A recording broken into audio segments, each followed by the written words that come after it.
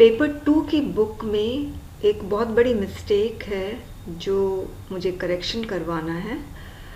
Page number 284 में यहाँ पर जो 4th नंबर है अनकाउंटेबल कलेक्टिव नाउन, उसमें लिखा हुआ है प्लूरल वर्ब।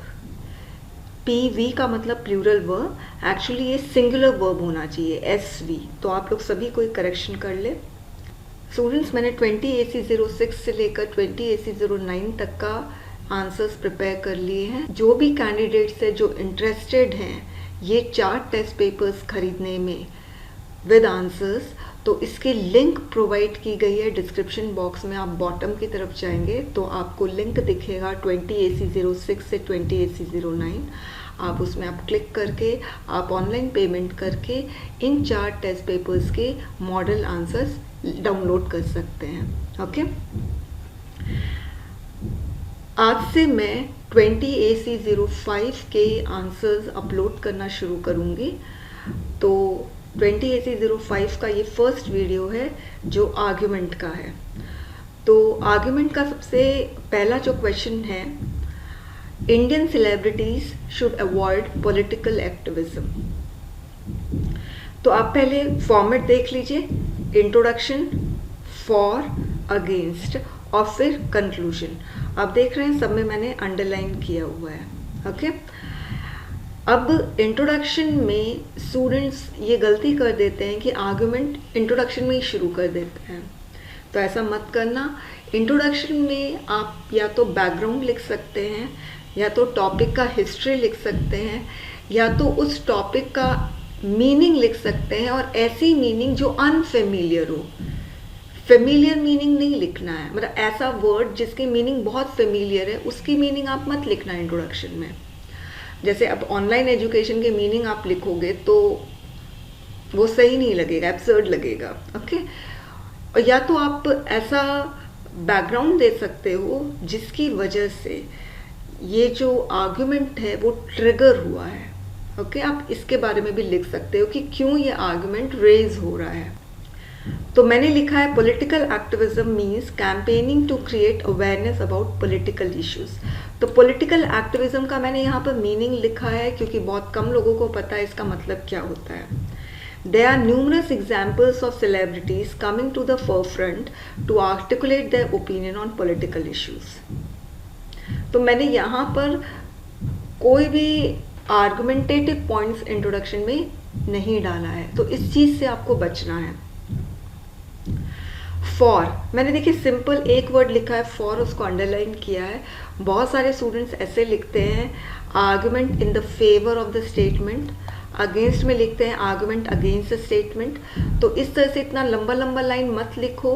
लिखने में कोई बुराई नहीं है, गलत नहीं है, मगर अननेसेसरी टाइम वेस्ट करने से कोई फायदा नहीं है एग्जाम में।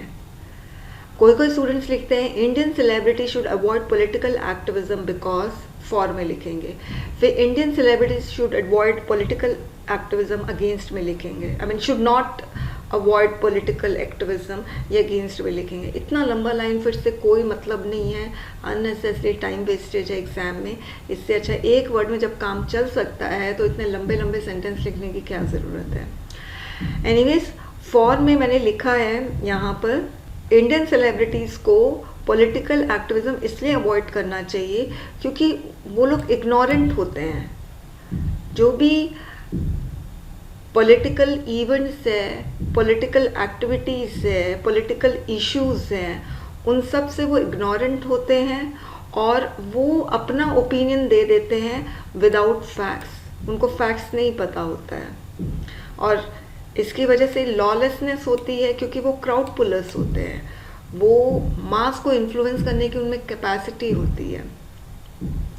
दूसरा पॉइंट मैंने दिया है कि वो लोग पॉलिटिकल एक्टिविज्म में सिर्फ नाम के लिए घुस जाते हैं। उनका अल्टीरियर मोटिव रहता है टू प्रमोट देयर फिल्म्स। इसमें एक मैंने दीपिका पादुकोण का एविडेंस दे दिया है कि जेएनयू में वो अपने फिल्म को प्रमोट करने गई थी। तीसरा मैंने लिखा है कि सेलिब्रिटीज जो है according to public they are merely entertainers, और उनको पब्लिक को इन्फ्लुएंस करना चाहिए through their art, not through their political ideologies. अगर वो कोई भी पॉलिटिकल स्टैंड लेते हैं तो they will only earn flak. Flak का मतलब होता है क्रिटिसिज्म, जैसे कि आमिर खान के साथ हुआ था जब उन्होंने कहा था कि there was growing intolerance in India. अब इंडियन सेलिब्रिटीज पॉलिटिकल एक्टिविज्म को अवॉइड नहीं करना चाहिए। इसमें मैंने अगेंस्ट में लिखा है कि क्यों नहीं अवॉइड करना चाहिए पॉलिटिकल एक्टिविज्म। तो इसमें लिखा है कि इंडियन सेलिब्रिटीज़ का बहुत इन्फ्लुएंस है और वो मिलियंस ऑफ पॉपुलेशन को इन्फ्लुएंस कर सकते हैं। उनकी ये सोशल रिस्पॉन्सिबिलिटी है being the citizen of India. तो ये वाली चीज़ मैंने यहाँ पर लिखी है। अब जैसे मैंने इसमें एग्जाम्पल दिया, Kajol is associated with the स्वच्छ आदत स्वच्छ भारत कैंपेन। फिर यहाँ पे लिखा है कि सेलिब्रिटीज पॉलिटिकल एक्टिविज्म अवॉइड नहीं कर सकते हैं क्योंकि वो पब्लिक इंडिविजुअल्स है, और पब्लिक इंडिविजुअल्स कभी चुप नहीं बैठ सकते हैं क्योंकि मीडिया का प्रेशर होता है उन पर। और लास्ट पॉइंट मैंने लिखा है सभी को राइट है पार्टिसिपेट करने का, कंट्रीब्यूट करने का नेशन के प्रोग्रेस में। सो कोई रीज़न नज़र नहीं आ रहा है कि क्यों सेलिब्रिटीज़ को पॉलिटिकल इश्यूज से अपने आप को अलूफ रखना चाहिए। तो मैंने कंक्लूजन दिया है, celebrities being public figure are constantly under scrutiny, so it is incumbent on them to be democratic and secularist in their opinion। तो आपका आर्गुमेंट का इंट्रोडक्शन और कंक्लूजन बहुत छोटा होना चाहिए, 1 लाइन का, 2 लाइन का। अब यहाँ पर आप देखिए मैंने सिर्फ 2 सेंटेंस के इंट्रोडक्शन दिए। कभी इंट्रोडक्शन लंबा नहीं देना चाहिए। कोई स्टूडेंट्स बोलते हैं कि इंट्रोडक्शन देना ज़रूरी है, तो हाँ ज़रूरी है क्योंकि आपको आर्गुमेंट को ओपन करना है। कंक्लूजन भी देना ज़रूरी है क्योंकि आपको आर्गुमेंट को क्लोज भी करना है, मगर इंट्रोडक्शन और कंक्लूजन बहुत ज़्यादा ही शॉर्ट होना चाहिए। नेक्स्ट है आर्गुमेंट का question, creamy layer norm should be extended to SCs and STs। ये वाला जो इंट्रोडक्शन है मैंने थोड़ा लंबा कर दिया है क्योंकि इसमें बैकग्राउंड देना था। ये स्टेटमेंट या ये आर्गुमेंट क्यों रेज हो रहा है, इस पर डिबेट क्यों चल रहा है। तो this statement means that socially, educationally and economically advanced creamy layer of scheduled caste, scheduled tribes communities should be excluded from the list of beneficiaries of reservation. The Union government has called upon the Supreme Court to reconsider its verdict in M. Nagaraj versus Union of India that it should be applied to the SCs and ST communities. तो इसमें मैंने for में लिखा है कि creamy layer को SCs और STs में अप्लाई इसलिए करना चाहिए क्योंकि ये क्रीमी लेयर एक्चुअली में forward section of the society है और रिजर्वेशन का जितना बेनिफिट्स है इनको मिल रहा है, और जो SC STs कैटेगरी में जो बैकवर्ड सेक्शंस हैं जिनको वाकई में रिजर्वेशन मिलना चाहिए या रिजर्वेशन की बेनिफिट मिलनी चाहिए वो नहीं मिल पा रहा है। सेकेंड पॉइंट में मैंने ये लिखा है कि कंट्री का रिसोर्सेज अगर हम इस तरह से जिनको रिजर्वेशन की ज़रूरत नहीं है वो भी ले रहे हैं तो हम कंट्री का रिसोर्सेज है उसको वेस्ट कर रहे हैं, और जिनको रिजर्वेशन मिलना चाहिए वो नहीं ले पा रहे हैं with in SC STs community, और जिनको मिलना नहीं चाहिए उनको मिल रहा है। तो इसकी वजह से इनइक्वालिटीज़ बढ़ जाएगी within SC and STs caste. इसमें मैंने 2 ही पॉइंट दिया है, बस ये याद रखना फॉर में अगर आप 2 पॉइंट दे रहे हो तो अगेंस्ट में भी 2 पॉइंट दोगे, इक्वल नंबर ऑफ पॉइंट्स होने चाहिए फॉर एंड अगेंस्ट में।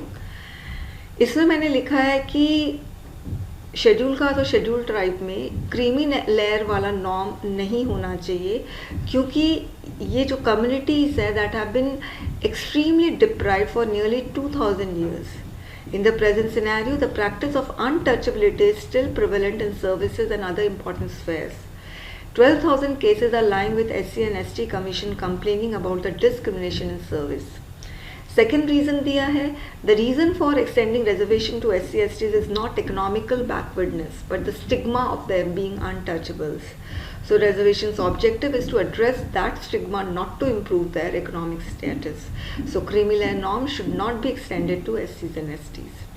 कंक्लूजन दिया है, reservation provides positive discrimination for the upliftment of the socially and educationally backward section of the society, and the creamy layer concept helps in ensuring that only the genuinely deserving and the most downtrodden members of any particular community get those reservation benefits.